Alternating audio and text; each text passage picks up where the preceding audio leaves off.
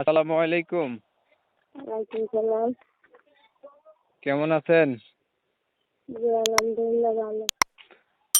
আপনার নাম কি? আমার নাম সুমি।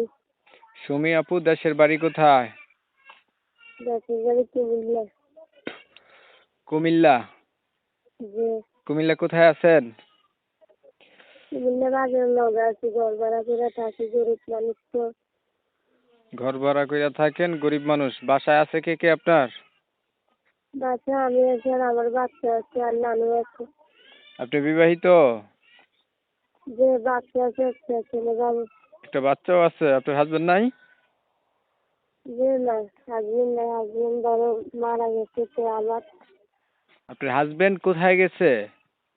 হাজবেন্ড না, হাজবেন্ডের ধরো ডিভোর্স দিয়ে চলে গেছে। আপনি না বললেন এইমাত্র মারা গেছে?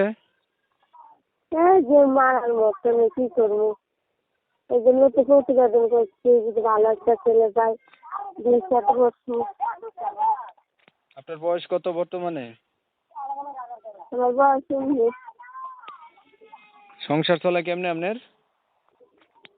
পরের বাসায় কাজ করি, মাস 3,000 টাকা পাই, এগুলো দিয়ে সংসারে চালাই, ঘর ভাড়া দিতে হয় 1,000 টাকা।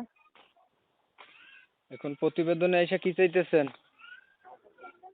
তাই ভালো একটা যদি কোনো বাইকে পাই, বুড়ো হোক জোয়ান হোক, আল্লাহ আমার ভাগ্যে যা রাখছে তা।